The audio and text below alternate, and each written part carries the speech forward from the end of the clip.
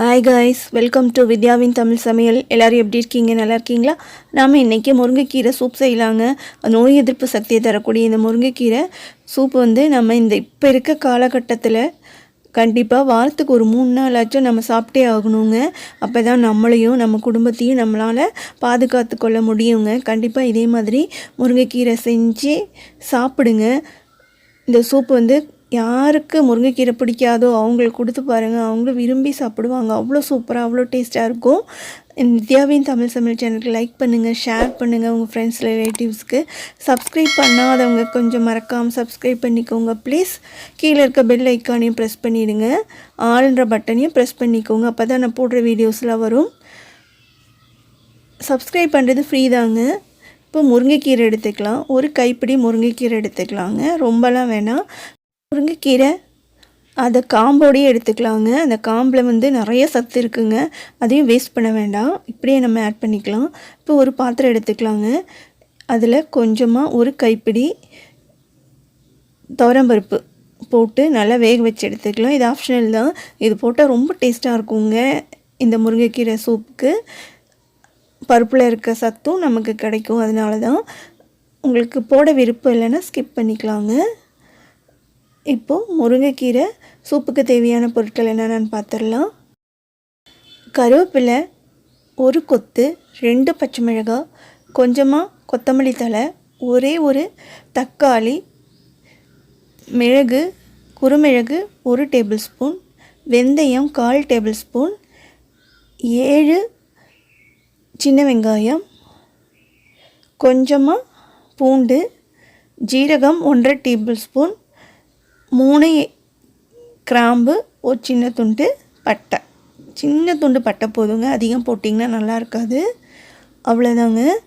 அதுக்கப்புறமா ஒரு சின்ன துண்டு இஞ்சி கண்டிப்பாக ஆட் பண்ணிக்கோங்க. நான் இஞ்சி இதில் காட்டல, ஆனால் நான் ஆட் பண்ணியிருக்கேன். ஒரு சின்ன துண்டு இஞ்சி எடுத்துக்கலாம்.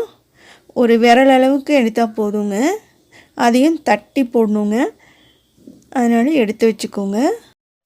இப்போ முருங்கைக்கீரையை 2ஆக உடச்சி எடுத்து வச்சுக்கலாம்.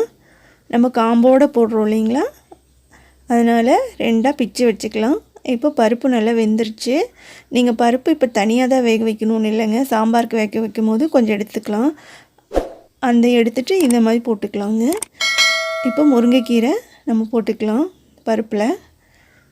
அதுக்கடுத்து கருவேப்பிலை, மிளகாய், கொத்தமல்லி சின்ன சின்னதாக பிச்சு போட்டுக்கலாம்.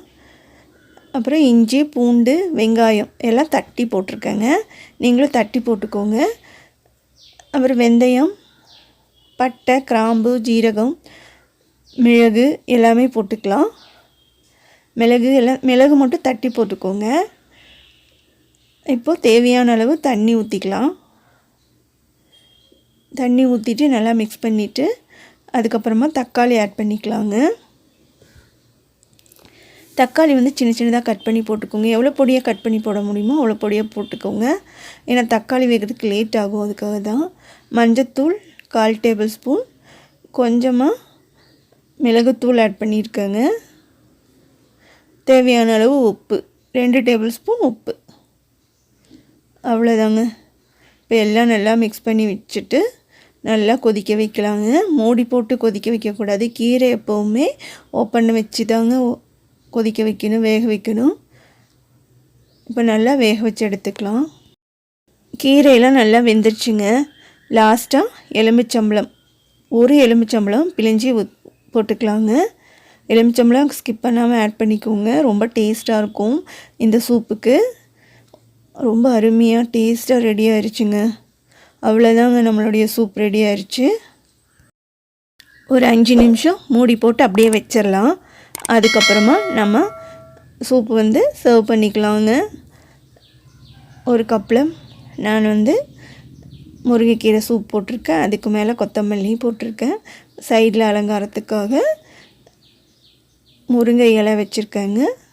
சூப் குடிக்கிறதுக்காக ஒரு ஸ்பூன் வச்சுருக்கேன்.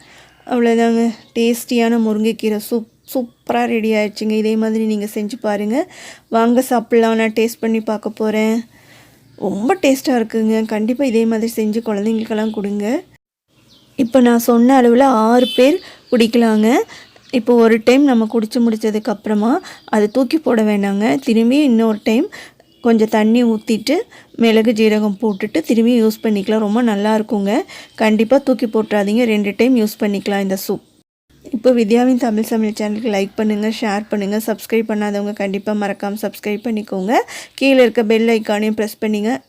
அப்போ தான் நான் போடுற வீடியோஸ்லாம் வரும். நன்றி, வணக்கம். எல்லோரும் ஹாப்பியாக இருங்க. God bless you.